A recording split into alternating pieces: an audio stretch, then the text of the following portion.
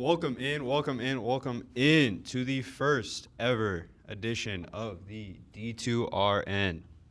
It is Friday, February 20th, 2026. And today, we're just going to be talking about some sports stuff, man. It's our first ever podcast, so for the people who don't know, which will probably be a lot of people, let's be honest.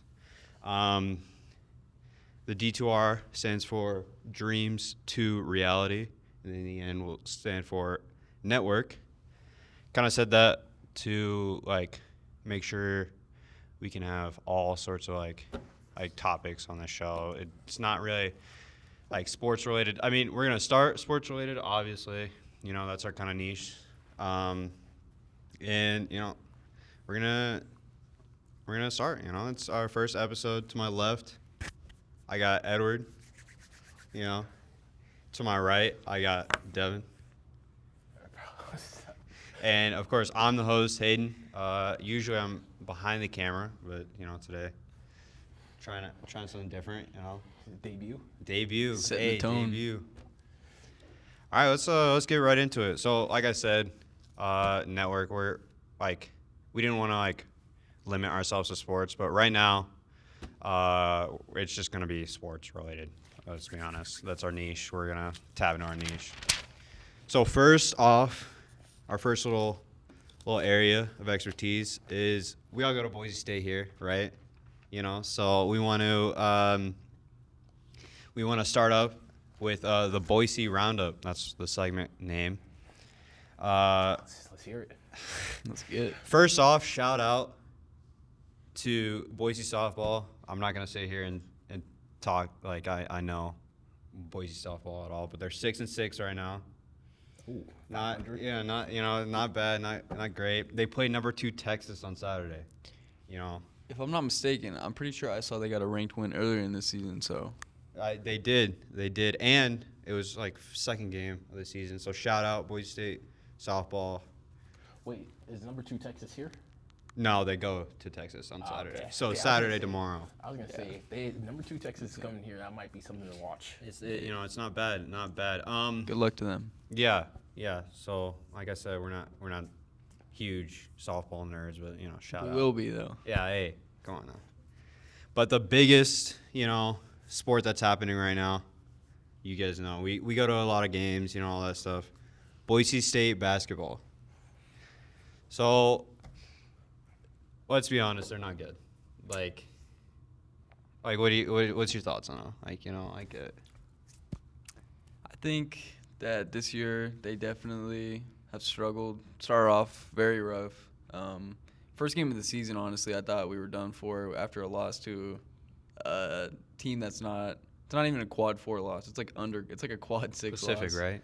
Yeah, Hawaii Pacific University. Actually, a good team. I think they'll be good in whatever division they play in. But I think Boise State's they've gotten better throughout the season. Like their players have developed a little more, and obviously we haven't had the success that we've had the past 3-4 years, making it to bubble team in the tournament or even tournament seeded team. I don't think that's us this year, but I think they're starting to take steps in the right direction. But yeah, they definitely have lost a lot more games than they need to. My thing is, I feel like it comes down to the coaching, honestly. Do you think Leon Rice, actually can coach his team to, a March Madness, wins and, success, Because, to me, I watched a press conference earlier. I talked to them about it, and he was talking more, he was trying to shift the blame to other, he blamed the student section not showing out on – what was it? It was a random Tuesday. It was on break. Nobody was here. He can't. I feel like he can't. He can't shout them out or what's the word I'm looking? Blame. You can't blame them for you can't shift the blame, right? Because as a coach, you have to be you got to take credit and you got to just be hey, we got to be better. But he was just shifting blame and I just as a Gonzaga fan. Course, big Gonzaga guy. I knew of Leon Rice before, and he was a good assistant. All this stuff, Credit to him. He got a job, right? So of course, he's a good head coach. And he's kept it Exactly. for a long time. And Boise State, don't get me wrong, Boise State has been good. So, but like, is he the type of coach to get you wins in March? You know, that's kind of my thing, right? Okay, I feel that. I feel like I'm also one of those people that, like, I always like to question if Leon Rice can do it, but I don't think he can do it with this team. I think there's a certain type of like makeup that his team has to have for him to work with his like system.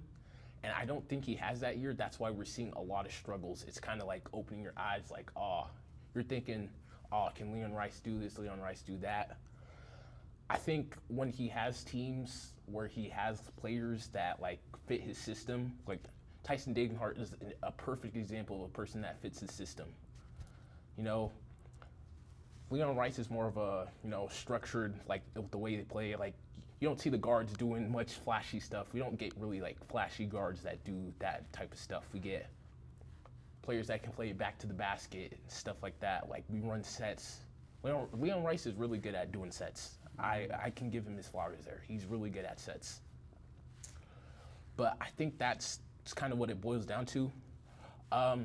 Is it time for new change? Maybe. I guess you could raise that question. I don't think it's ridiculous to say, like you were saying, the track record shows that come March, we're not winning. Exactly, yep. And if we're not getting there, that's another issue. That's usually something that gets coaches fired. But I think we'll just have to see. Time will only tell, The chances of us making it to March aren't zero. That's true. So, Yeah, so like honestly, like what my thing is, like another thing that plays a part into Boise State basketball is the talent. Because being from a not like really known like city, people know Boise, Idaho, but they're like at the same time they're like, where is it? Who is he? But I think that's another thing, and like I think with that like problem of like not like getting stars into your program, it comes down to coaching, right? And so that's where like my thing is, like that's why I brought up the question: do you think Leon Rice like actually like has the like level of coaching that can get you wins in March? I think this specific season, I would say no. I think before he gets fired, I honestly wouldn't be surprised if they give him at least one more season, like next year, to, see if he can get us back into the tournament or has success. And if we are like this year, we're a middle of the pack Mountain West team, which isn't good enough to get into the tournament this year. We'll probably only have 2 teams in, maybe just one. But yeah, if we have another season like this next year, it wouldn't be surprising to see if they changed it up.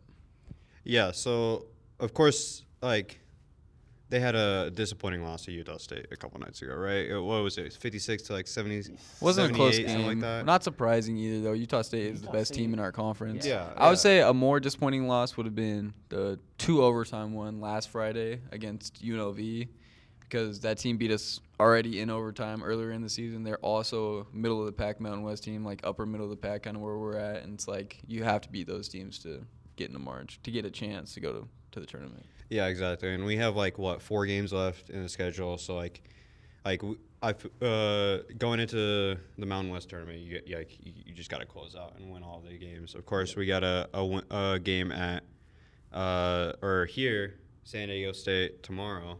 big one. What do you guys think on that? You guys think we could win it, or like what? Like, what's you guys thought going I feel into like it? every game right now is a must-win. Yeah.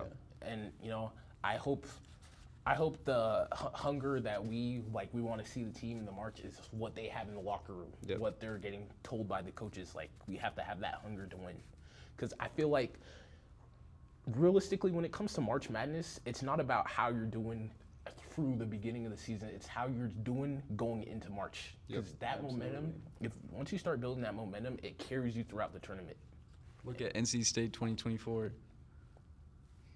Yeah, we've seen mid-major schools like make those big runs, right? We saw San Diego State go all the way a couple years back. So like you just have to complete like your season, right? And you got to finish strong. And I Boise State, like what's the schedule looking like? Can you look it up real quick? Can we get a check? I was looking at it last night. Forgot, of course. But like they're winnable games, right? And it kind of sets us up for success in March if we can win all 4 of these games. It'll show us that we can complete our schedule and we can compete, with the Mountain West still, and like we're not like bad, if you know what I mean. Okay, correction. Tomorrow we're playing San Jose State. San Jose State. Sorry, San that's on Jose me. State. So we got San Jose tomorrow, which I think we should win. Yeah, That's- definitely. That They're should be an lower easy end win, team but than again, West. it's Boise State, right? Like we've let Hawaii Pacific, We when we did play them earlier in the season, it was 89-58. So We did beat them. Yeah. that should be an easy one. Another one we got is after that we got Wyoming the following Tuesday. I think we can win that game Another as well. another winnable. Another winnable game. one. And then coming to 2 weeks from now on Saturday, we got Fresno State. Another winnable game. Another I would say. winnable game. Those 3 teams are towards the bottom, and they still can beat us 100%. Towards the bottom end of the Mountain West, I can see those wins. The biggest game, I think, is going to be our last final game of this regular season against San Diego State at home. Actually, that's our second to last. Oh. Our last one is against Colorado State. So both At those Colorado games. State. Yep. Last home game though is San Diego State. It's a big and one. I think what can really help is the crowd. Yep. I feel like usually when it comes to Boise State, I've noticed like going to football and basketball games is a big thing is the crowd. I feel like here is like a sleeper location when it comes to like energy because when everyone's into the game, it's like you can feel Electric, it. You yeah. can feel it. Yeah. Yeah, 100% agree. And like that, I'm not gonna say it's a cupcake schedule like the rest of the way because like we're Boise State, we can lose. I'm gonna say like it's a good schedule to have going into March and going into tournament play because like it like sets us up for a little win streak if we can maintain it and play good. It's just like we keep saying how we finish. Like we just got to finish, and I think Boise State like has a chance because like you were talking about, it's all about momentum going into March, and we can build up a lot of momentum if we can complete our season. Yep. Those games, I'm looking at it right now. We sit about 8th in the conference right now. And all the teams that we have coming up on our schedule besides SDSU are at the bottom of our conference. Yep. So if we win those next couple of games and if we can steal a win from SDSU, that will put us at a great position, put us higher in the standings. Yep. Give us like a good seeding in the Mountain West Conference tournament. Yep. And if we can win that, take us into March, and that's when Leon Rice and the team can prove that, this down season isn't just like Just another year. Yep. Like that. So yeah, like I said, we'll be watching out for Boise State basketball. Like as a friend group, we like to watch a lot of college basketball, so of course we'll be keeping up with it. With that, let's go into some little bit college basketball. Just we got a few big matchups. Devin, I want you to take this one away. All right. So, tomorrow, Saturday, what is it, 21st? Yep. Saturday? All right. We got a Final Four type preview where we got Arizona going up against Houston and Duke going up against Michigan. Yep. What do we want to do first? Are we thinking game predictions? We want to talk about big matchups? What do we want to do? I'm just gonna say I'm excited, right? These yeah. are some This big is- time college matchups, Let's start with Arizona Houston, right? Okay. Arizona, Houston. Honestly, I think both these teams have something to prove. They had some losses last week. Arizona's a little spotty right now. Definitely needs a bounce back big win. Houston just lost to Iowa State. And honestly, as I've watched both these teams throughout the season, Houston's one of the toughest teams, period, in college basketball. Yeah, Kelvin Sampson, their coach, has built a culture around toughness and defense, and it shows why they only have, probably like 5 or 6 conference losses in total in their past 3 years of basketball, which is insane. Yeah, both of these teams make a huge run like this time of year. Like they go far in March. They're expected to both win, and like having them collide like this late in the season, it's gonna be there's gonna be fireworks. I can tell. Yeah, I agree. I think it goes back to what we were saying with the momentum. You know, I like both these teams. Both these teams are contenders for winning the national championship. Yeah, As Devin said, Arizona had a loss. They lost to Texas Tech, and I'm pretty sure, It was Kansas, right? Or Kansas and Texas Tech. And they also had a 7-point game to BYU, and BYU is a team that's been struggling as of recently. You know, you got AJ DeVance, the potential #1 draft pick, and they just recently lost Richie Saunders, one of their top players. Yeah. You know, it's just they're going through a hard time, but they were able to keep the game close, which like kind of raises the question, like, is Arizona a team that contender or pretender? Yeah, for sure. And I just think I'll go with who I think is going to win that matchup. I got Houston. I kind of like Houston's team because they're a mix of, you got the young guys like Kingston Fleming, Chris Senac, Isaiah Harwell. You know, you got those young guys that are going to come in. You know, they're going to have energy and stuff like that. But then you got the older guys that have experience, know what it takes to win. You know, they went to the national championship last year. You have Tugler, Uzan, Sharp. Yeah. Sharp even knows what it's like to be in the biggest moment of your life. So I think that's a team that going into March that like they have all the tools, and if they just catch fire, use the momentum like we were talking about earlier, it'll be something. Yeah, I think like I said, like these two teams, like they make very far runs in March. We've seen it like before. We've seen it, like for the past years. Like I like what you were saying about Houston, and I think Houston does come out and win. I honestly think it'll be like a low scoring game, a lot of defense, a lot of I feel like they're just gonna go back and forth like each possession. Like they're just gonna start running. And so I think honestly Houston's gonna win this one. I'm thinking, I did want to pick Houston, but we can't have 3 Houstons, right? So, although I really like Houston this year, I think like those freshmen bring in an offensive mindset that their team doesn't normally have while keeping that same defensive intensity, and it's really cool to watch. But I think Arizona needs this win to bounce back and get back on that schedule of being top team in the country like they were for the first 2 months of college basketball. Yeah. And so I think they can edge out a win. They also have really great freshmen. Don't know if Cole Pete's going to play. No, Braden Burries is really good. Yeah, and Jaden Bradley is probably one of the best guards, if not the best guard in the country. So, and their center, Krivas, is really good paint defender too.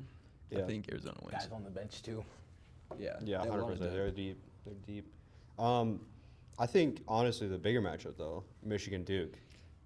That I'm not gonna lie, I think Michigan's a fraud personally, but it's still 1 versus 3, right? I'm not gonna say Michigan's a bad team, but I don't think they're #1. But it's one of those matchups, one of those bigger matchups. Michigan's number 1 for the first time since 2013. Shoot. And so Boys on fire right now. They're gonna try their very hardest to keep number 1, and they're gonna bring it. I honestly think I don't know if this is gonna be it is tough to figure out who's gonna win and all this stuff because they're both good teams. Don't get me wrong. I've also think Duke's kind of. I think they're always pretenders as well. I don't think Duke's they haven't been good in my eyes since 2019, 2020, when they had Zion and all that stuff. But I'm not gonna dismiss them. I'm not gonna say they're trash, right? Mm-hmm. But I think this one's a bigger matchup personally because absolutely they are very high caliber teams, both in their right sense. Yeah, no, for sure. I think this is a good matchup. This is a neutral location. Yeah, right? neutral site game. Okay. I was gonna say depending on where they play, I feel like that played a big factor into it. 100%. But yeah, if they play at Duke, I think it's over. I think Duke's winning that one easily. But Michigan, Duke, they both got their guys. Cameron Boozer for Duke.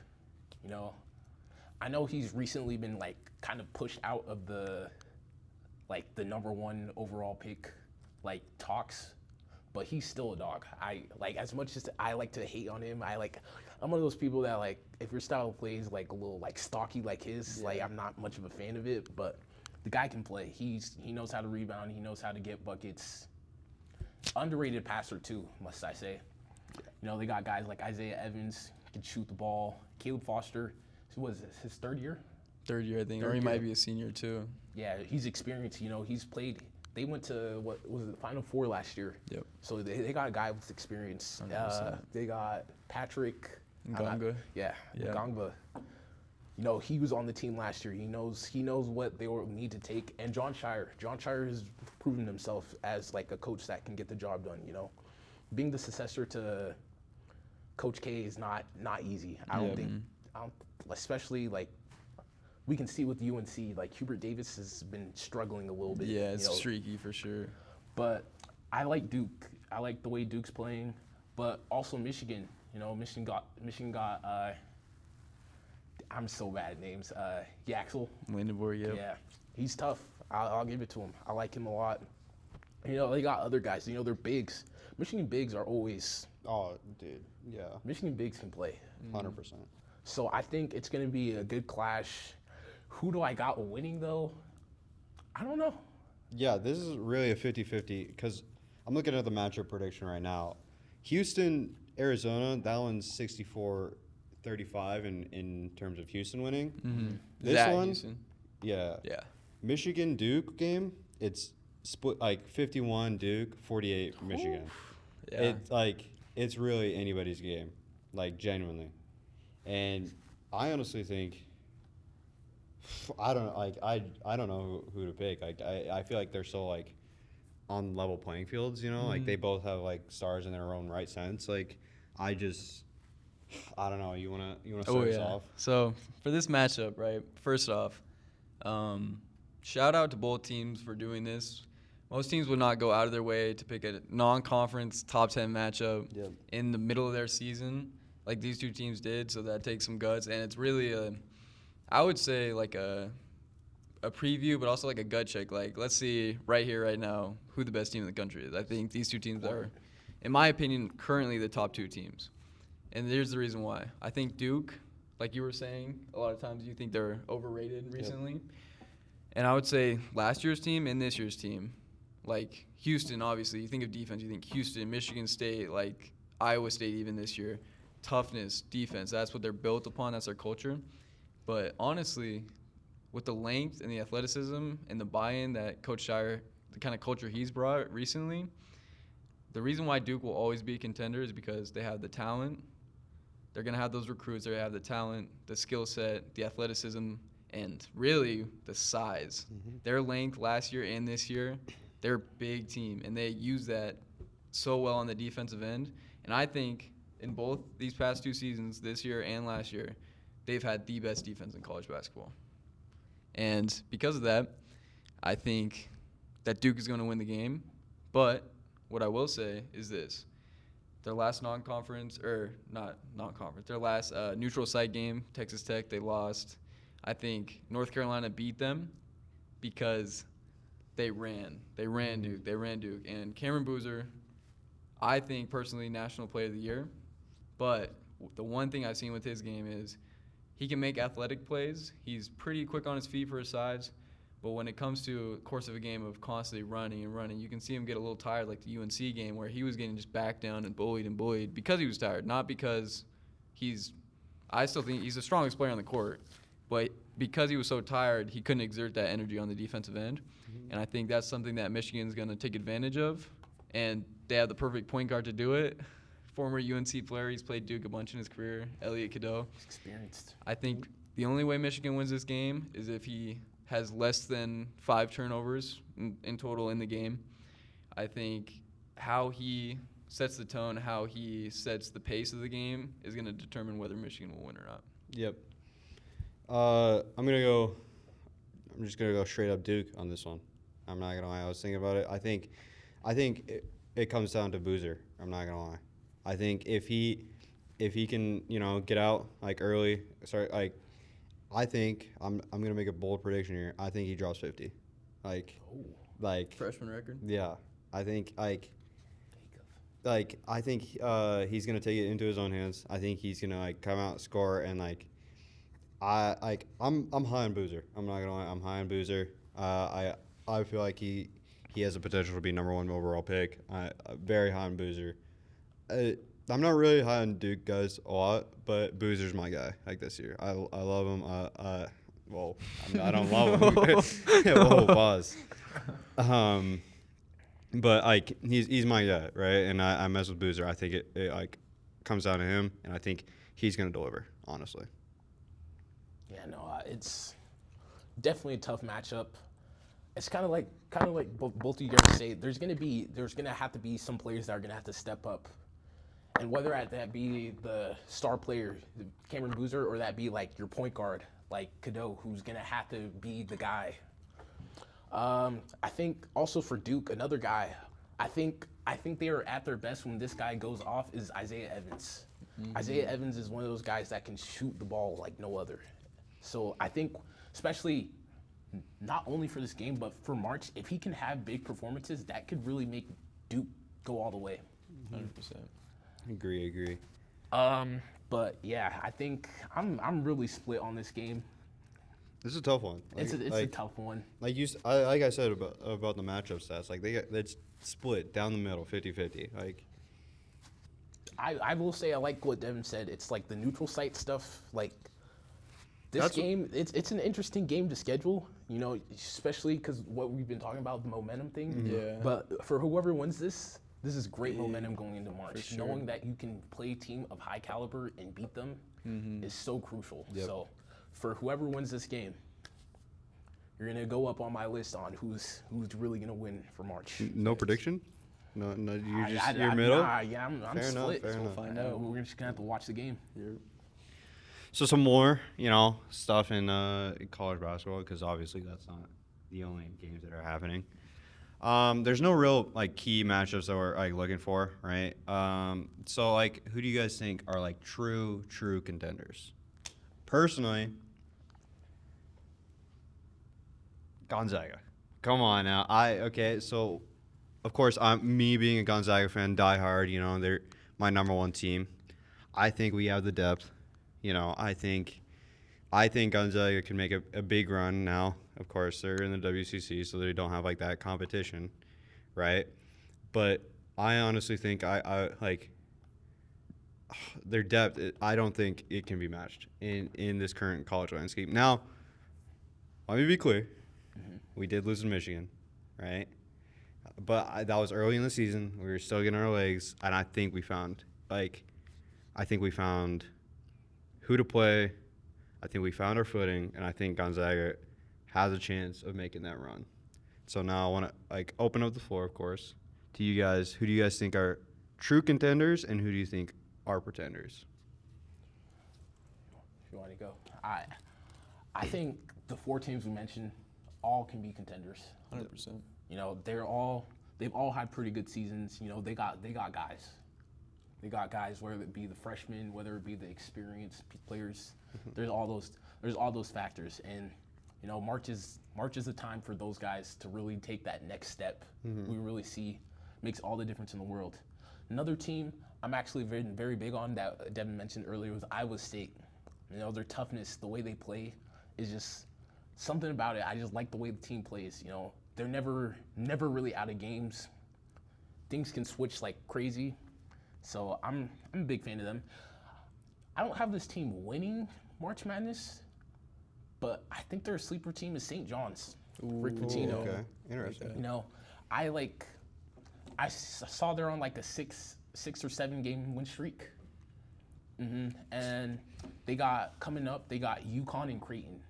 Big game. So I feel like that kind of can show us if and they did beat UConn the first time they played at the Garden. Yeah, Rick Pitino, you know him. He's Showman. He can coach. Yeah. He knows how to get the job done. Rick Pitino for sure. And St. John's, I think they can make a run. Last year I think it was pretty disappointing. Upset, yeah. Yeah, they lost to what was it? The Arkansas. I think it was round of 32. yeah. It might have been the first round, honestly. Yeah, Rick Pitino, Calipari, you know the beef there. It's Yeah. whenever those two are coaching against each other, it's personal. Fire. It's personal. Brings us to another team, Arkansas. I think that's another team that can make a run. You know, they got great players. You know, Calipari, you know, through his last years at Kentucky, he had some pretty disappointing losses. You know, he was losing the 15 seed, the 16, not 16, 15, Yeah. 14 seed. He was losing to those, you know, those high seeds, getting upsetted. But come Arkansas, they've been on one. They've been, For sure. you know, they got great players. They got Acuff, they got Malik Thomas, DJ Wagner's still there. Billy Richmond. Yeah, Brazil's still there. Yeah. They got guys. They got the keys to do it. You know, do. and the way those freshmen are playing, you know, they have something to prove in March. 100%. Calipari has something to prove in March. Another team, Kansas. You know, they had such a slow start Yeah, at they the did. start of the season. You know, Mm-hmm. you know they got guys. They do. Melvin Council, Badunga, Floyd Badunga. You know, his first year he had to play behind Hunter Dickinson, and you know I feel like he got a lot of experience playing with those guys. Like He definitely you know did, playing yeah. with Kamal Adams. He got arguably one of the best guards last year in college basketball, DeJuan Harris. Yep.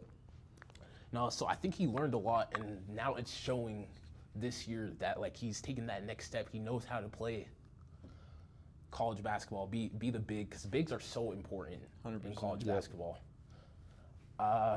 They got a bunch of other guys, Bryson Tiller. Yeah. Bryson like Tiller. a lot. Bryson Tiller. I mess That was with a Bryson crazy Tiller. statistic, you know. BYU versus Kansas. He hadn't made a three since like early December, so he almost went a whole month without making a whole three. And he caught fire that game. So big performances out of him are going Yep. to take them far in March. 100%. And can't forget Darren Peterson. DMP. That's that guy can hoop. Straight He's up. a certified bucket getter. Yep. Other teams that I think probably I think UConn. UConn's kind of sneaky. I feel like I haven't watched much UConn, or like UConn hasn't been that noisy. Yeah. But you know, it's Dan Hurley. They know how to get the job done. Oh yeah, it's UConn. sure. Like it's a basketball school, so like you know They you know how to get the expect job it. done. And I'll let Devin take over. So I'm not going to go as in-depth with these contenders. I think mainly I'm going to go through the big conferences and tell you what teams I think can genuinely win in each of them. So starting with the SEC, which I think, honestly, this year is taking a huge fall off from last year, where they might have had the greatest single conference season out of any conference ever in college basketball. I think the contenders in the SEC are Florida, which, yes, they're still – Gator Boys still hot. They're catching fire right now, and their guards are starting to figure it out. So watch out for Florida. I think Arkansas, like Edward said, is another team that can contend. Potentially Alabama. But the problem with Alabama is they don't play defense at all. And they know that. Kills every year. They're just going to outscore you, and they can do that. They can score 100 points in a game. They just did it against Arkansas. So those are my three teams from the SEC. From the Big Ten, I'm a Michigan State guy, so I'm a little biased here. But honestly, I think they have a chance at it. Like, they can contend. But I think they're more of a pretender just because of their offensive output. They can go so cold in games. But here's my top teams there. I'll go Michigan first, of course. I think they have the highest chance. Then Illinois. Then Michigan State. Then Purdue. And then if we're going Big 12, which I think is the best conference in college basketball this year, they're deep, loaded. They got everything. Freshmen, they got talent, and they got defense. So we're going to go, of course, Arizona struggled a little bit, but they're still there. Kansas with Darren Peterson, contender, 100%. Iowa State, been playing absolutely elite as of recent. Houston, another team. And then two teams that I want to put in there, which now I would say it's a bit of a reach, but BYU with Richie Saunders obviously going out. I don't think they've lost a lot of games, but the one thing I give them credit for is they do it every game if you watch their losses. They're down 15 to 20 points even, and they crawl back. They crawl just in enough. In those last 5 minutes of the game, if a team doesn't lock in and finish out the game, BYU will jump on them and they'll outscore you. Yep. And then It's big in March. another team, which I don't think is out of contention, even though their best player, maybe another National Player of the Year player, have it on the agenda. JT Toppin JT. out for the year. Still think Texas Tech can contend though. Now with JT Toppin, so Yeah. tore his ACL.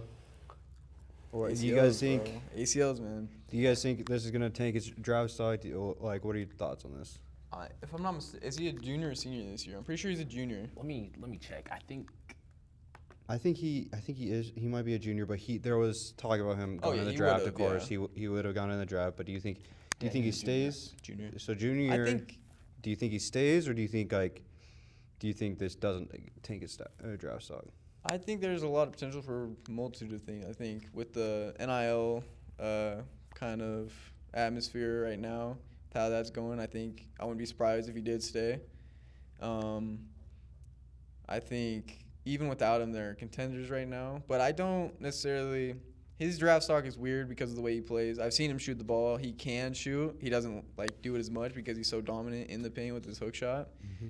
But I don't know. Yeah, I wouldn't be surprised if he stayed, and if he does stay, he's my favorite for National Player of the Year next year. Fair enough. I agree with that. I think if I was him, I would stay. Sometimes it's hard, going to the league. It doesn't transfer well. You can see that's why a lot of players like Amari Bailey are trying to Go back. to go back, Sure. trying to get that experience, get that actual playing time. Yep.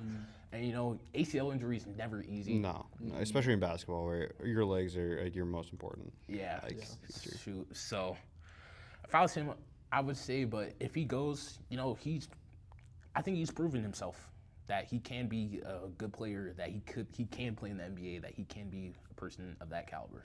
For sure. Yep. We were talking about a lot of contenders and sleepers. What do you guys got on Miami, Ohio?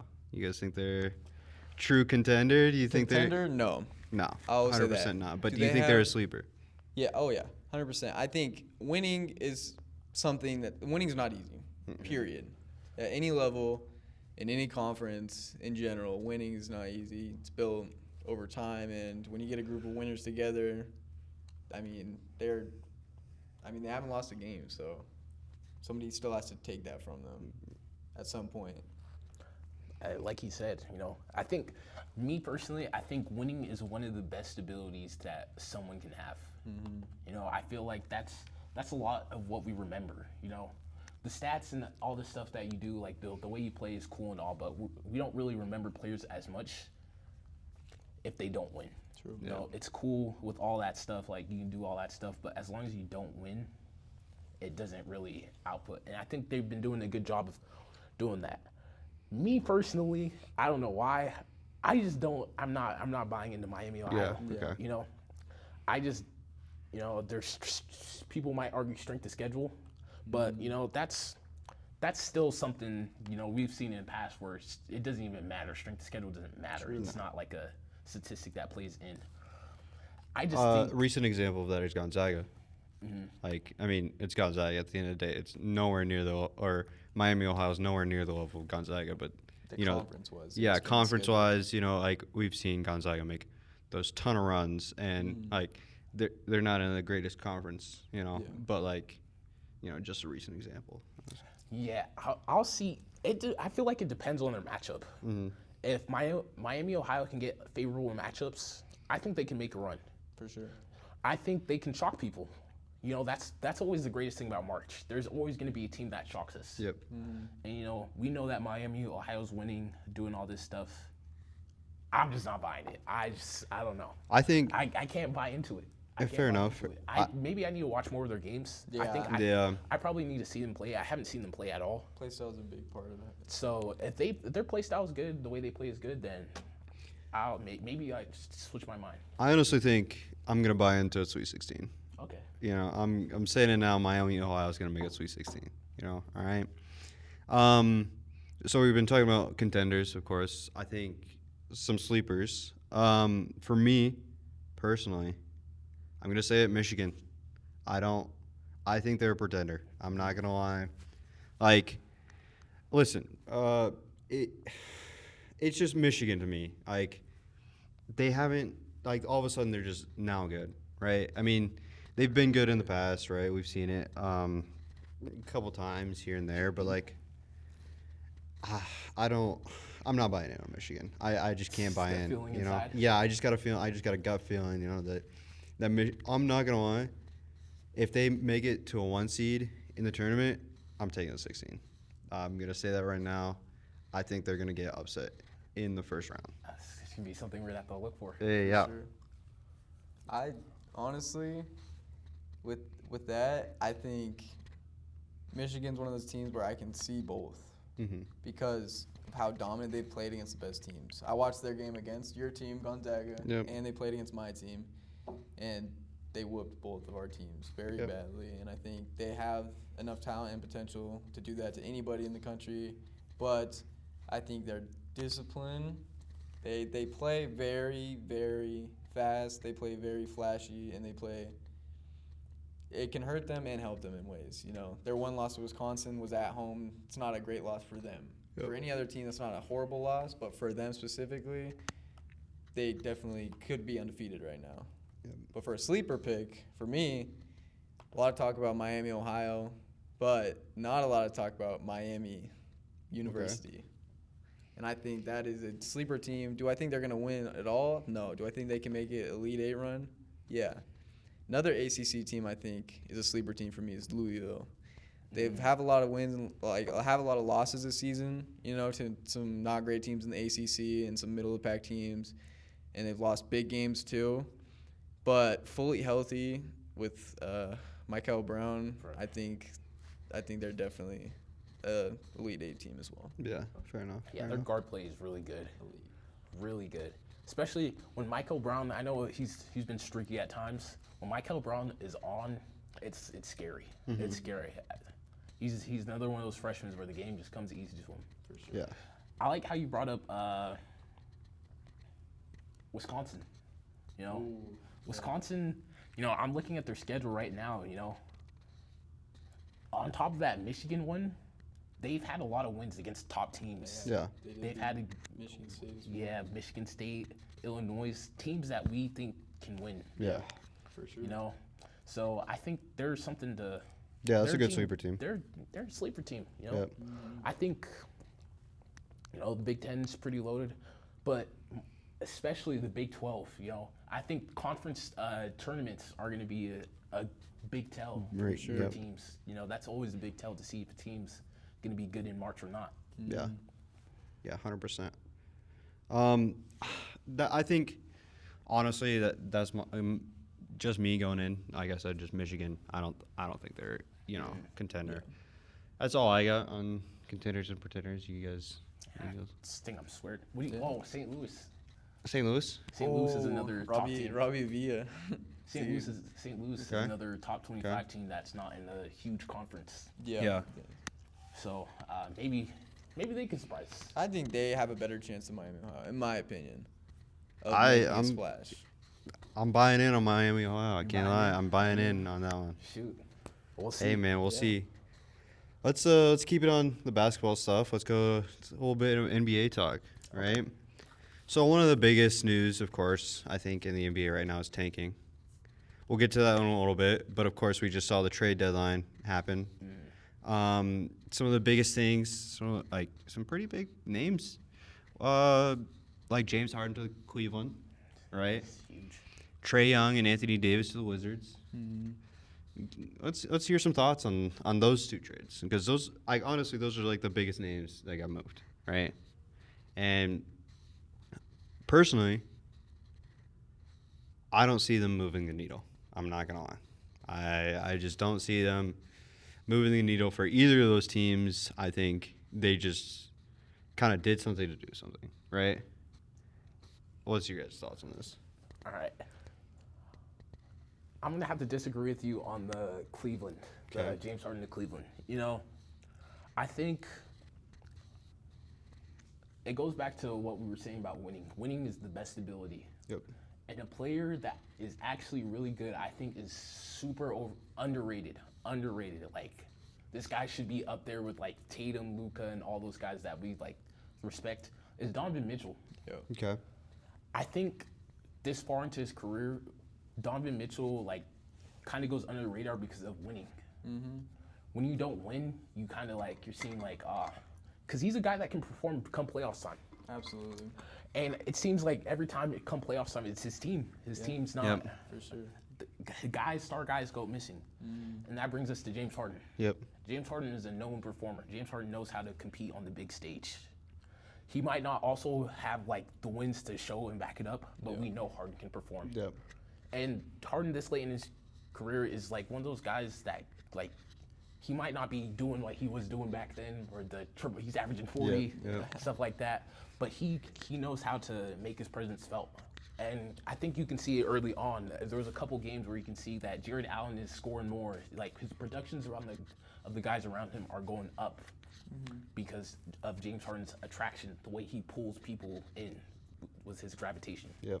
Of just how good of a player is. So I think, if those two can really fire on all cylinders, and you have Evan Mobley and Jared Allen, those are guys that can really compete for the East. Because the East right now, I don't think it's a little spotty. There's not a clear winner. out of the Pistons. Yeah, honestly. That's another thing. I guess we can go into that. Do you guys think the Pistons? Oh, my fault. Yeah, my fault. let's see what you guys say. Yeah, I know because I know James Harden's your Well, guy. yeah, I wasn't even going to talk about him, honestly. I agree with Edward. And I think another thing that helps them, too, is kind of like what he was saying. Donovan Mitchell has had amazing performances in the playoffs, and it's almost ironic that his career is overshadowed by playoff losses because he performed. He shows up. You saw it in the bubble against Jamal Murray. You saw it with the Jazz. They would always have the 1 seed, and then especially with the Cavs his past 2 years, he's been putting up 40, 50-point games in the playoffs, and they just fall short. And I think Harden is actually one of those players who has been known early in his career, like when he was great, to fall short in the playoffs because he was one of those players who did shrink when it came to the big-time moments. And I think it helps him now that he's so late in his career where he's not as worried about that ring, it almost seems like. He's just playing the game for the love of the game, and I think that's what's going to help them. And then I would like to disagree with that second part. Not this season. This season, I think the Wizards, they're Wizards tanking. They're going out this season. Next year, though, if both of those guys are healthy, Trae Young and Anthony Davis, Yeah, of course. with Trey Johnson, with pretty sure Bub Carrington is on their team. Yeah. They have a Sean younger George. core who's been playing together But- for the past 2 years. Sar. That's my Alex thing Sar. though. Like going into next year, like Anthony Davis, right? Like his injury history, he's getting injured. Obviously, yeah. Like he's been injured last. It's getting Like ridiculous. yeah, It bro, like, is. it's honestly, It is like, crazy. He and I don't find him reliable at this point. Oh yeah, And- 100% not. And yeah, okay, I'll say this about Trae Young. Trae Young's a good ball player, right? But he's not that franchise kind of player anymore. Like how he was prime Trae Young with the Hawks. He was that franchise guy. He was putting up 30, 40, all that stuff like that. I don't think he's at that level right now. I think contrary. I think he's not out of his prime. Like he's still young. Yeah. And he just got traded, and he hasn't played in a while. So I think that's probably goes into that Yep. thought process too. So it's we'll see how both of them come back. But one thing I will say, Anthony Davis, his injuries have impacted so much. But if things were different and he was healthy in his career, I think Anthony Davis would be talked about as a top 10 player of all time. Oh yeah. Because he's absolutely a winner. When he plays, he is one of the most impactful players in the NBA. 100%. If we're talking about a healthy Anthony Davis and not even prime Trae Young, good solid 20 points, 25 points per game Trae Young, the Wizards they're good, right? They are we've been talking about the other players on their team, they have pieces to move the needle, but it's just we got Anthony Davis injury history, right? And Trae Young, even his injury history, and he's not producing at what he was back when a couple years back, Yeah, I agree. I kind of like the way we're thinking, they have the chance to be great. I think the most important part of this all is going to be Trae Young. You know, these guys are young. Like, they have a lot of young guys. And you can see, like, teams that have the potential where there's, like, a bunch of young guys, it always builds up. I think if he can help unlock some of those guys, get them to the next level, because I think they're on the cusp of being there. I think all of the players on the team are actually, like, you can see, like, even just watching, like, teams where it's like, they're not really good, but, like, you can start seeing the pieces building. Like the Hornets. Yeah. And we've seen it with the Thunder. I was going to say another recent example of that is the Thunder, how they built up all of those young prospects, and now they're one of the best teams in the league. Like, we talk about Shea, for example. Shea was playing, like, you know, he was good, but you can see, like, sometimes players need to take that next step. And I think a person that helped him unlock that was Chris Paul. Absolutely. Playing with someone with Chris Paul's caliber, like, can help players like those. And I feel like you see all around the league, like, players just start to get better. I think VJ Edgecombe is going to gain a lot from playing with Tyrese Maxey. Yep. And it's just, just a lot. Yeah. It, like, I don't know. It's just, like I said, injury history. Like, going back to the Wizards, injury history, all this stuff. Plus, it's the Wizard franchise, right? Like, we can all agree that the Wizard franchise isn't the greatest franchises. Like, I'm not going to say they're the worst, but, like, they're definitely bottom of the barrel. Yeah. Right? And so, like, exactly. You know, like, I'll say this. If they can both be healthy and they find an identity, the Wizards are going to be, you know, top team, right? But that it's all riding on a NIF, right? Going back to the James Harden Cleveland stuff, like, I'll say right now, Cleveland, they're good, right? Like, they've, like, found, like, they were rejuvenated, like, ever since the LeBron era, they finally, like, got players. They had Darius Garland. They got Donovan Mitchell, right? They started to, like, you know, be a contender. I don't know. I just, like, James Harden, like, a couple years back, you're like, oh, James Harden, right? Like, he's, like, good. Going back to, like, buying in and all this stuff, like, I'm not buying in, right? And I don't think that he is necessarily can move. Because who'd they give up? Didn't Darius they give Garland. up Darius Garland? Yeah. Like, personally, I'd rather have Darius Garland over James Harden. That's just me personally, right? But I guess, like I said, we'll see, right? NBA starting up again, and we'll see what happens. Anything else on that? All right. I think that's good.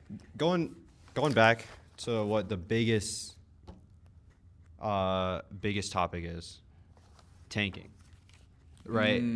That's a huge thing in the league right now. A huge thing. Like, we just saw an article from Adam Silver telling the league that there's going to be rules and implications next season, right? So they're going to do stuff about it next season. But personally, hot take here. Personally, I think tanking is good for the league, right? So now, for viewership and for money and, like, all that stuff, is it? No, hell no. But if we're talking about sports, like, teams, like, all like and all this stuff, tanking is good in terms of, like, sports, like, wise. If, like, I don't Like, it's necessary. Yeah, it's necessary for the teams, and, like, I don't see a way of, like, getting rid of that. And, like, I don't know. Like, it's a huge deal right now. It's like I said, Adam Silver is gonna, like, he has plans on fixing it next season. It's just, I don't know. What are you guys thoughts? I've seen, like, I saw on social media a couple of days ago how there was a proposed plan from a guy, like some college guy back in the day, and the women's hockey league has already adopted it, where it's like, if you don't make the playoffs, those first teams out, right? Basically, the first pick is going to that first team that just missed the playoffs, and then down from there, and then the rest of the league after that. And I think there was, like, a point system involved where if a team that's quote unquote tanking or bottom of the league, right, wins a game, they have a point system to where they get 3 points for a win, 2 points for an overtime win, 1 point for an overtime loss, and then 0 points for a normal loss. Now, I thought about it. It would be kind of hard to implement in the NBA because you have to determine whether or not you're a tanking team almost or a bottom of the league team for that. Because, like, if you're actually trying to win and you're losing games, it would get confusing. Now, my biggest thing on that is like star like players or like people who are actually good at basketball. I'm not saying there's no bad players in the NBA because they're in the NBA for a reason. But like, bro. No, like, it's just, what if like a team is just trash, right? And they just can't win games. Truly. We have seen examples of that, like The Bobcats. Yeah, just like a I don't know about The 76ers back in the day. yeah, I don't know about today because the NBA is like, I feel like there's a lot of parity. There's a lot of talent, yeah. But like, what if in a situation like they are truly just like the Pistons a couple years back, right? How they were just trash. Started the season off with the really Yeah, bad record. they were just bad. Like, or the Hornets back in the day, like they were just bad, I like that right? example. What, you don't like the Pistons example? I'll provide some context for that. I remember I told Devin that year that they were gonna make it to the playoffs. And they were just. I bad. said I actually put it within a 5-year bubble that they're gonna win, and we're still in that 5-year bubble. So okay, we got fair. this season and next season but, to win a championship. But yeah, like I said, but it's just going back to like, what if a team's just trash, Yeah. right? And they just can't yeah. win. But like, what would help them would be a first overall pick, getting that star player. So that's a good idea in theory. But like, what if a team actually needs that first Right, round then pick? it's like they're getting the That's- 13th pick. And that's why it goes Yeah. back to where I say I feel like tanking is good, because I mean not in a level of like, let's just pretend like OKC is like just bad, or like for some reason they're like they haven't been losing or winning any games and all that stuff, and they decide, oh, we're gonna bench Chet Holmgren, we're gonna bench like our entire starting five, right? Like the team that like today, right? And they bench all of their guys. Realistically, why would you do that, right? Because like fans come to see those type of players. So like I think like they could like implement like you can't bench like certain Yeah. players. But like if a team's bad, then they should like be rewarded. be rewarded in getting that one. I don't like saying be rewarded, but like Yeah. like in theory they should be rewarded in getting that first round pick and getting a star player and getting people to like actually care about like the future and stuff like that. But like it's just, I don't think in this kind of situation, it's like a situation where you can't make anybody happy, right? Yeah, for the team's sake, it'd be better to allow tanking because sometimes life lesson too. Sometimes you have to lose to win. Mm-hmm. Yeah, no, I'm kind of the same with you guys. I feel like, especially with this tanking, I feel like usually when it comes to NBA issues, I'm like, oh yeah, I know what we got to do. If I was Adam Silver, this is what we're gonna do. But tanking's such a hard topic. For sure. Because like you're saying, there's really teams that need That yeah. that first round pick. and you got teams that are like, kind of what I think about with this tanking situation is kind of like the Jazz. Mm-hmm. Yeah. Laurie Marketing and Jaren Jackson Jr. Why are they sitting? Exactly. Right. Yeah. And I feel like Utah, yeah, they're probably they're behind a lot of Yeah. games, but I feel like their team's not even terrible. No, yeah. No. I feel like they're Like in this current landscape of the NBA, no team really is terrible. And that's why, it makes it hard, even more complicated for the NBA because Yeah. it's like, how do we manage this? Because back to my point and saying like, what if teams like is just trash? That in reality, the NBA has such a high skill like ceiling, and like, in realistically, every NBA team is good in their own right. Like no team is really going to be bad, right?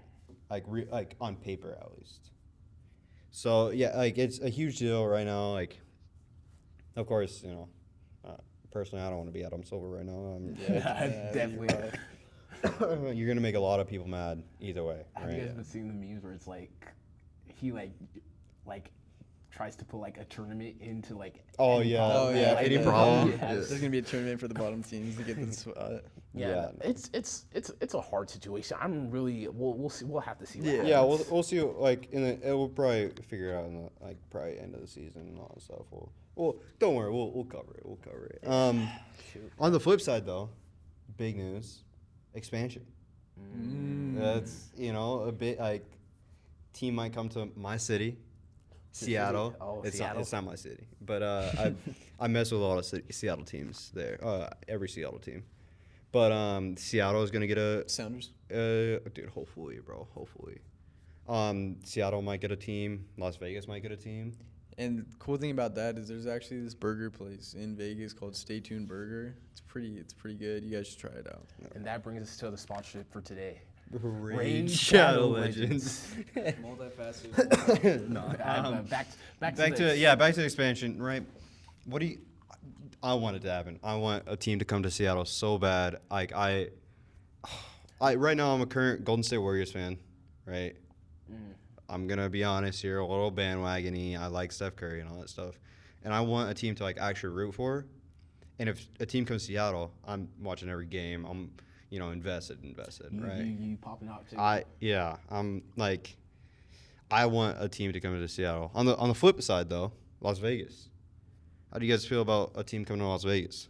I honestly like both those ideas. I think the western side, us being in Idaho, we need something around Yep. here to, like NBA wise. Utah Jazz. Bro, it's the just Jazz not- aren't cutting It's it. just not working. Or Portland? Or Portland. Yeah. Portland's Portland, not like, cutting yeah, it. we No. have some pretty bad. Like, we got to go all the way to Phoenix this year, which they're a surprising team this year, but we got to go all the way there to even catch a good game. So, like, definitely would be sick, would, boost the kind of atmosphere of the fans you'd see sprinkled around here. So, it'd be cool.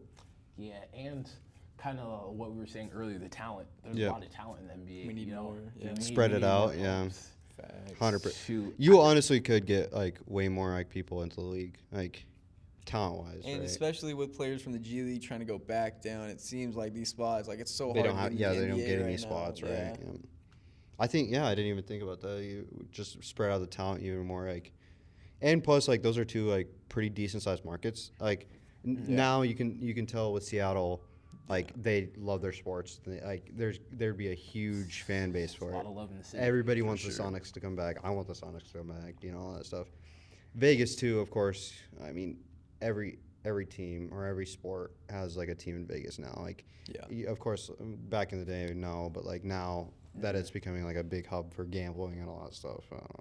The Mecca. Yeah, I guarantee there's gonna be a story about every month about an NBA player like getting Trouble caught in for Vegas. for Vegas, bro. For betting on something. For betting on something. Shoot, if Boise wasn't so small, bro, It'd be so that'd be sick. kind of peak. Be Or awesome. not even. It doesn't even have to be an NBA, bro. Just An like NFL team professional, here would be yeah. like peak. Any I would any say, big yeah. time sport, I feel like. The one thing too, like, this goes way back to our first conversation. Like, if you go to a college football game here, a Boise State football game with the culture they have, Oh, 100%. even if we're never mediocre. That's the thing. Like, even if we have an off season, we still win the Mountain West, which is crazy. We're known for stuff. Like we're Yeah, known for the blue we win, turf. We're yeah. known. We're known for like So- Boise's known. People You show know? up, like, cold, rain, snow, sleet, anything. People will show up to football games. It'll be packed out. Versus, like, basketball, like, spot, if we're good, yeah. If we're not, no. Yeah. So football stadium here would be elite. Yeah, 100%. We just got a soccer team. I'm gonna be locked in. I'm not gonna lie. I'm gonna Excited. be locked in on that soccer. What's the team name again? It's AC Boise, I think. It's not. It's not. Bro, what are you doing? Shout out Austin Cormac. It's not the greatest. Of course, it's not MLS level, Yeah. but like it's an up and It's like coming league. G League. Yeah, it's Secondary G League. no, it's fourth Fourth league. league. Yeah, it's fourth. Because of course, people who don't know soccer, there's two major leagues in the United States. It's the MLS. They're like the big time, all that stuff, and then there's the U.S. Pro League, and they have like the relegation system where they have like the major division and then all the teams under it, right? And of course, Boise's getting a fourth division, so technically we could have a pro league. Like, We could move up. yeah, we could go all the way up We to win. the Kind of like, what's the show? what? The show? Ted Lasso. Yeah. Shout out Ted. But I mean, it's not like I said, like it's not like MLS level, but like it's still pretty cool to have like a pro, like semi-pro ish, probably not even semi-pro, but like how we have the Steelheads and all Right. that stuff. Even Steelheads games, like going back to what you guys were talking about, how like the atmosphere here in Boise, even Steelhead games are electric.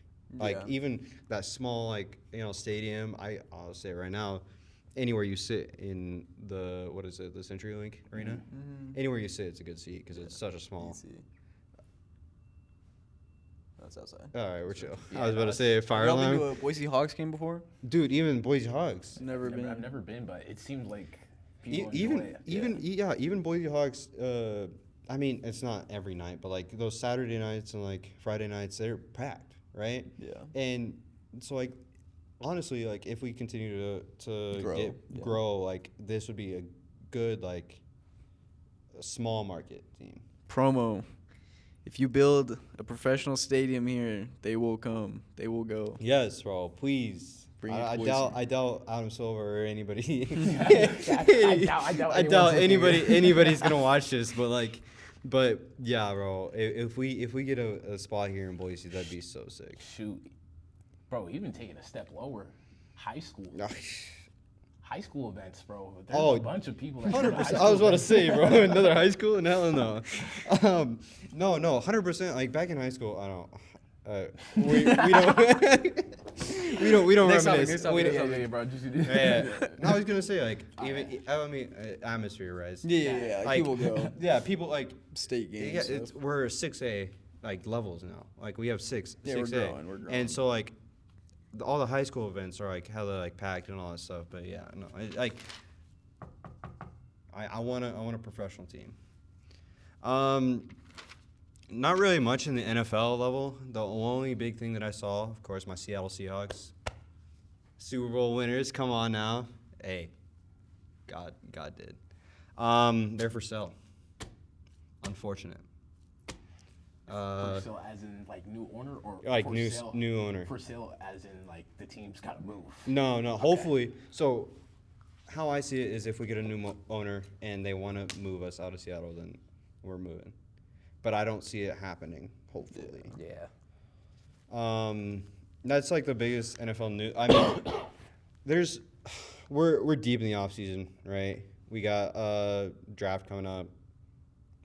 It's probably a couple months out because, of course, the Super Bowl just happened. Seattle Seahawks, come on now. I think they heard Shout you. out Seattle Seahawks, come on. I doubt anybody. No, I think they heard you that first Hey, time. no, hell no. Wait, who won the Super Bowl this year? But yeah, no, not really much to, like, report on the NFL. Like I said, it's We could do early, extremely, way too early. way too early predictions. Who's gonna win predict. the I Super like Bowl that. next I like year. that personally. You guys already know. I'll stop you right I'm there. gonna. The Lions. Are Detroit, huh? 20, is it 2027? 2027, 2028. 2028. 2020? No, wait, no. No, it's like hyphen, like Oh. 2027, 26, 27. 20. I think it'd be 26, 27. Yeah, it would be 26, 27. You're 2027 NFL Super Bowl champions. Okay. I'm thinking. Make that into an edit. Please win, please They win. just don't make the playoffs again. I'm thinking. Bro, you got Detroit Blue on right now. You have my what I want to happen and what I think will happen. What I want to happen, of course, my Denver Broncos. You know, they were close. Still think they would have done it if things went the way they could have gone, but it's too late now, too far gone. But who I think's actually gonna win the Super Bowl next year? That's tough. I don't know when he comes back, but I hate this dude. I hate their team. I hate it so much. But He's gonna say it. Perk? He's gonna say it. you know, He's gonna say it. if he's Don't say healthy, it. he's the best player in the league. I think Mounds. CJ Ham. I think. CJ Stroud, Anthony Richardson. I think. I think the Chiefs. They're still. I don't know. Bro, Hey. it goes back to You can't count them out. I hate Bro. them. They're in my conference, or they're in our Denver's division. Hate them. It goes back to that thing, bro. Best stability. Availability. Yeah. Oh no, I was gonna say winnability. Ability to win. Winnability, yeah, ability win. The ability But to win. You guys already know who I'm gonna say. I think the Seahawks could run it back. I'm not realistically though. I this isn't like biased of course because I like the Seattle Seahawks. Honestly, if we keep like this our same core and keep like, of course Mike McDonald's coming back. You know, I mean he's gonna be here for a long time. We keep our same core and we keep like everybody just firing on all cylinders and keep that suffocating defense. Seahawks have a chance again. I can't lie, you know. But you know who I don't think is gonna make it? Baltimore. Stop the cap. Bro, what is this? What is this? Bro, realistically, bro, Seahawks, bro, come on now. Hey, Hey, yeah, no, Seahawks, Yeah. they're yeah, good. come on now. I can't. But- I can't even hate. You know who's gonna finish bottom of the barrel? You know who I think? The Baltimore. Steelers? No, Baltimore. And the Steelers. Yeah, and the Steelers. Yeah, might as well throw them in. Hey, I don't know. I think they have to make some moves in the offseason, but Baltimore's just trash. a I'm not team gonna lie. that I'm excited for because I really like their QB, Joe Burrow, and the Bengals. You know, I really hope they can get back to where they're at. You know, It's gonna take definitely a have lot. some moves to make. It's gonna take. A while. I want to see Joe Burrow for a whole season. You know, Joe Burrow's really good, Be healthy. Yeah. and yeah, it's who I hope. I just know the Lions are gonna win though. Bro, okay. Any like college like sleeper? Not like sleepers. I meant like Oh, college football. football. Like because the draft's coming up, right? Not coming up, but it's a couple months. We'll probably do an episode where we do a little Cover some drafting picks, yeah. and all that stuff. But like, who in your eyes is like a sleeper player from college football? Like who? Sleeper player. Yeah, for like drafting wise. Um. Because I'm gonna be honest, I was talking to Cole about this. This year's not a good draft. I would. 'Cause- I would agree. At least at the quarterback position, I would agree. I'm talking like every position. Like here's what I'm thinking right. This is a good role player kind of draft. You got guys who can do the stuff that they need to do, right? At every position. You got good dogs, right? Like Yeah. on every position. But there's no needle turners. Like I'm not gonna sit here and say Mendoza is gonna turn the needle for the Raiders. Going into the draft this year, I would say not necessarily. At least I'd have to do more research. Yeah. But in general, in college football, I definitely think there are some coming up. Yeah. No, 100%. Like I'm not gonna sit here and say like not this year, but next year. Like next year's draft, it's gonna be insane. If they keep producing like Jeremiah Smith, even Ryan Williams, you even got some quarterbacks in there that I could think turn the needle. But yeah, I'm just kind of looking for guys who like you think are like sleepers and like. This year, not really a sleeper. Like I said, my college football ball knowledge is a little outdated because of how long it's been since the season and stuff. I'm not as fresh on it, but first game of the season, I watched LSU play, and I think they had the best cornerback in the country. Mansour Delane is his name, and I think he's going to be a first-round pick, and I think he's going to be really good. Shoot, for me, kind of like Devin said, it's been a while. Yeah, ball 100%. knowledge isn't really there. I wouldn't say he's really underrated because he's projected to go high. Maddox Madison. All right, gang. Carnell Tate from Oh, yeah. That's what I Ohio was gonna. State, bro. That's what I was gonna say. I think he's one of the better wide receivers in this draft. And yeah, you can keep going. I kind of hope he goes to like a young QB. Yeah. I like when QBs and wide receivers are both like kind of like near the same Developing age, so they develop together. together. Like that's becomes your like number one thing, your number one option. Like you'd be cool at Carolina or who else has a Looking at a Texans. Texans. mock draft right now, the Titans. Ooh, that would The be Titans good, could get Titans him. get You know, you got that's Cam not a Ward. that's not a bad little matchup right there. Cam Ward and Carnell Tate. Cam Ward's good. I like. He is. He's very talented. Very hard situation, though. Yeah. The It's hard to Titans are win. just in the Got your boy. Yeah. Tyler Lockett. Dude, all right, gang. I shout out Tyler Lockett. He's gonna watch this video. Bro, if he does, Imagine like a niche role player like watches this video. Like it would be a niche one. I got pulls, but just Marvin Mims. hey, Tyler Lockett, bro. yeah. Gotta see for you here yeah, at the right here, right D2RN. here. Right We're here. actually missing a member right now, so yeah, we have an open seat. Yeah. Yeah. He flaked on us. Anything else? I think any I'm other also players? on that topic. I'm just gonna put it out there. You guys know my guy. The QB, QB. Yeah. Riley Leonard. All right. Oh, I like Riley Leonard. to be fair. No, it's the other one. I forget his name. I'm Penn State. blanking on it. Well, Drew Drew Aller. Aller. Drew Aller. I'm telling you. Were we all blanking on the name at the same time? I didn't know who you were talking about until you said Penn State. No, I was like, oh my gosh. I'm telling you right now. Show me. Yeah. Drew Aller is a starting quarterback in the NFL. Oh, you want He to is add the it? best. He's the best QB in this draft. I know. I get it. Right. I get it. He tore. Well, I think he tore his ACL. I don't Wait, know. start the timer. What? All right, gang. You know. I believe that he is the best quarterback in this draft. His size, his ability. People don't understand. I don't think Drew Aller hate is so forced. I feel like so forced, and I believe that he is the best quarterback in this draft. He's not going to get drafted high. I'm going to tell you that right now, and that like puts a chip on his shoulder, and that like I think he's got everything going for him right now. And yeah, the injury's going to suck, bro. Okay, wait, you said everything going for him? Yeah, or- he's got like stuff like lifting him up and like stuff like You mean like he has every reason to. to be good. Okay. Yeah. And so I think he's either A, gonna be a perennial backup and never see the field, or B, which I think is gonna be true, is he's going to be a starter in the National Football League, and he is.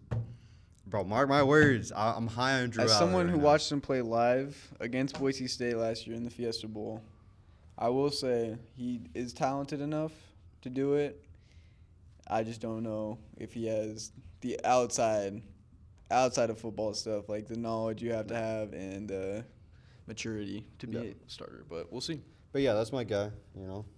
I think covered NFL. Yeah, college you know, pretty well. not much. Yeah, Much. You know, we're it's- deep. Yeah, we're deep in the off season. That's why most of the topics have been basketball and all that stuff.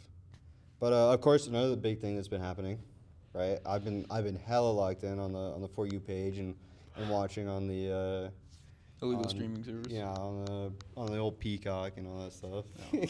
The Olympics. Have you guys been locked in on the Olympics? In all honesty, no. I haven't been that locked in. Yeah. But fair. I've been catching like glimpses of stuff Yeah. there Yeah. and there, here and there. I'm more of a summer Olympics type Yeah, of guy. that's fair. That's Me too. usually my niche. I like but it. Winter, there's been the thing that I think the main thing I think what you're trying to go towards is the hockey team. Yeah. Oh. Hold on. we gotta break. We gotta clean up. Yeah, no, the hockey team. Like I'm waiting for that. Who do y'all USA. got? Bro, Yeah, USA, of course. Come on now. Okay, here's what I'll say. USA, it's just I don't know how they do it, bro, but we're goated. We're goated at just being goated. Can you search the medal count right now? I looked at it last night. I think we're forgot. down to Sweden Italy's third, We're down to USA's Sweden. second, and or Norway. was it and Sweden? I It was think. like or Denmark. I think it was Denmark. Yeah, that okay, so Norway, are we talking Norway, yeah. gold or? Just who's I think in they're the- beating us in All both. right, so Norway has 37. Yep. The U.S. has 29. Italy has 27. I think gold medals. Norway has 9 more than us. I think too. No, they only got 7 now. Ooh, cause And how many do we have? We got 10 and they have 17. Dude, Norway, so, bro. Wow. like our USA teams have been like going good. I've been locked in on the curling. I watched the mixed doubles. That was pretty hype. We lost in the end, but it was a single draw. Shout out U.S. women's hockey team. They won man, gold. dude, that Come on now. domination. But I feel like that was everybody knew that was gonna happen. But I mean, they got it done in the end. They were, yeah. Another shout out, women's skating, ice skating. Dude, I mess with the ice. I was locked in on the ice skating. Dude. Alyssa Lau, and then Amber Glenn, and there was a third one. I forgot her name, but like dude, I mess with it. Dude, Alyssa Liu, she skated to Promise by Leafy or whatever her name is. Peak. Dude, what I will say, going back to that hockey match, bro, this game means something. I haven't been locked in at all the whole Olympics. The USA Canada one. USA Canada. It's not. It hasn't happened. It's not happening, right? Not yet. Not anyways. yet. They still have to win. Yeah. But I think there's gonna be so many people watching. here's what I'll say: if America wins this game against Canada, I think it might be greater than the Miracle on Ice. Because if you look at Canada's hockey team right now, They're so good. they legitimately they're have so good. 5. I'm not even kidding. Like by the end of their careers, 5 Hall of the of players Famers, on their right? team will not even Hall of Fame. 5 of the players on their team will be Great. top 10 players of all time in their careers You say by the US or time it's over. Canada? Canada. They have like, they're stacked. like what Team USA had for basketball In 2 years the ago. Olympics. Yeah, that's maybe even better for hockey for Canada. Like it's insane. All right, Go ahead, looking at it right now, Canada beat Finland today Mhm. in the semifinals. All right, and right now, as we're speaking, the USA United States playing? is playing Slovakia right now. They're up 5-0. Come on. Winners go to the championship. Come I believe so. Yes. Dude, it genuinely might be the greatest hockey game of all time. No, hockey's elite, bro. Because I'm not even like it's underrated. Great 100%. sport to watch. Like even if you Hockey's- don't understand it, it's easy to understand. It's Hockey just is fun to so watch. underrated. It's I'm not gonna lie. proximity, you know. When Yeah. it's- Hockey is so underrated, but I'm gonna like you were saying, Canada has so many. They're It's stacked to the brim. Yeah. And USA is good. Oh, Like yeah, we're not. they still I'm not have gonna stars. downplay them, but like they're not as stacked as Canada. It's just crazy. And all the like lead up to it. You guys watched the Four Nations tip off, right? Yeah. About how I've like seen some of it. how Canada like booed the national anthem, all this stuff. Oh, like yeah, there's and the like fights and stuff, Yeah, all too, the yeah. fights, dude. Like we haven't played them since. So like for gold on the biggest stage, dude. I This need means it to happen. something. Cinema, bro. It means something to us, man. It means something to us. Shoot. But yeah, no. I'm gonna keep being locked in on Olympics. I suggest you guys too. Yeah, I'm gonna lie. start locking, especially It's with that pretty good. game, bro. Oh my gosh, man. Yeah. We gotta overcome Denmark, but shout out Denmark for doing good in the Olympics this year. Denmark officials watching this. It was Norway. No. I was like, that did not Which, sound. bro, shout out Norway. Latvia. Bring this to our Latvia. sponsor. Raid Shadow Legends. If you're in Norway and you need a game to play, mobile game, All right, gang. Well, guys, I think that's all the topics we. I didn't even get to talk about my freshman. Bro, you wanna close this out with the Yeah, with the freshman so hot? I have some freshmen to talk about here at. Yeah. So I have some college basketball freshmen here to talk about. I have 2 lists here, just quick closer. So the top freshman right now for me, as someone like NBA, I'm pretty, I'm gonna be tapped in later, but right now I'm just focused on March, my favorite month, my birthday month. Like March is peak. It's my favorite time of the year. Yeah, so like every day my friends give me gifts. But Turning 32, by the way. yeah, turning 17 actually. So, my top freshman in the country right now. Here's my list. I got number 1, AJ DeBansa. He's just size, skill. He is a pro already.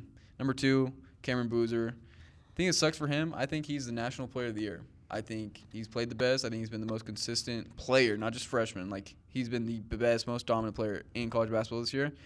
And the thing that sucks for him is I don't think he's a top 2 pick just because of how good the other 2 freshmen are. Mm-hmm. Number 3, I got Darius Akov at Arkansas. Elite, Cows. Honestly, I saw a comment, and I kind of agree with it. He might be. I know Derrick Rose played for Cal, but with how good he is in college right now, he might be the best college guard that Cal has ever coached. Number 4, Darren Peterson, asterisk by his name. When he plays, he's 1 or 2, undeniably. He is the most efficient scorer I've ever seen in college basketball history. Number 5, Kingston Flemings at Houston, great player.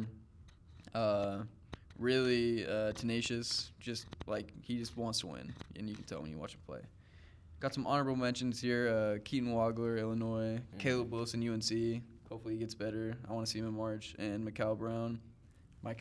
Also, one that fell off, super highly rated, but fell off and is playing really good right now is Nate Amen at Tennessee. True. Underrated freshman. These are some guys kind of going under the radar because of how stacked this freshman class is. Number 1, I got Braylon Mullins at UConn.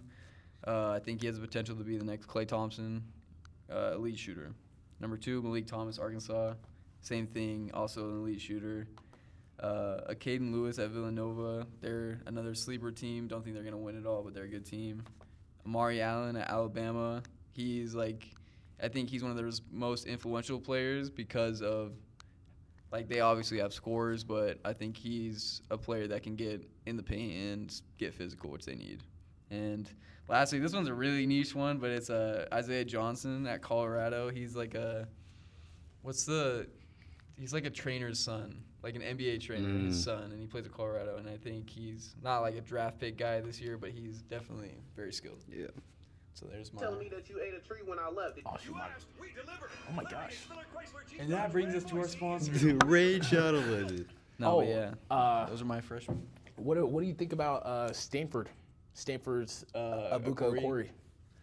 Another I haven't got to watch him play, but the stat lines he's put up, dude, the dude can score too. I also like Tunda, what is it, Yasufu? Tunda Yasufu. He, again, too. Literally, it's weird because he almost reminds me of, a bigger version of, a little bit Anthony Edwards clone, but also a bigger version of who they just had, VJ Edgecombe, which is really weird. But it's the same player. It's weird watching him play.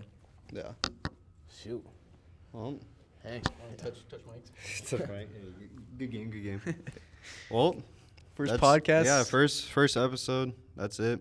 I really hope someone watches this. Yeah, hopefully. If you guys have any suggestions for topics, definitely put them in the chat. Doesn't have to be subject to just sports, but we know a fair amount about sports, so it would help us a lot if it was sports related. But yeah, this is kind of our niche, so we decided to switch it up. We went D2R and go more into our niche, play more into our niche. So I think this is good.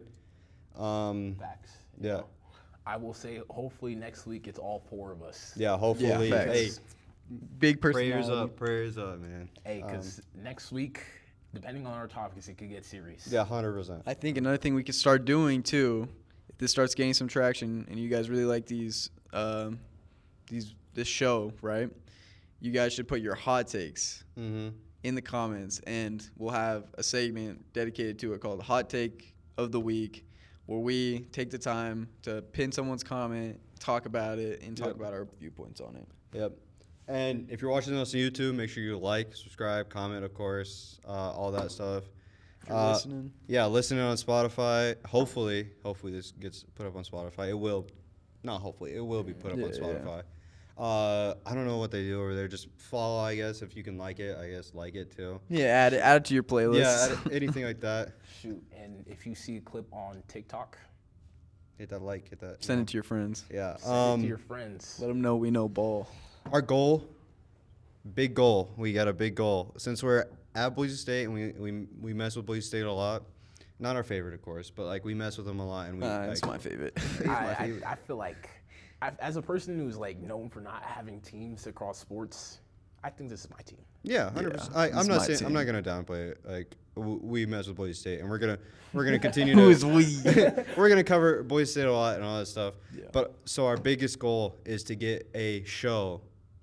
Production is gonna be better, of course, than what you guys see now. Yeah. We'll make tweaks and all that stuff. But work on that. but our biggest goal is to get a show on the blue turf, outside, on the blue turf. Talking to fans. It'd be so in the atmosphere. It'd be so sick. So please subscribe, follow, comment, whatever. We just need to. So you can see a game on the blue and see what that's like. It'd be so sick. So please. Shoot. come back next week. Yeah, come back next week. We'll be here again next week, hopefully with a fourth member, like we said. Stay tuned. And yeah, Probably some good topics, and as always, can I do it? yeah, you can do it. Can I do it? Yeah, you can do it. The one thing I like. Yeah, I you can do it. usually You can do it. The one thing I usually do.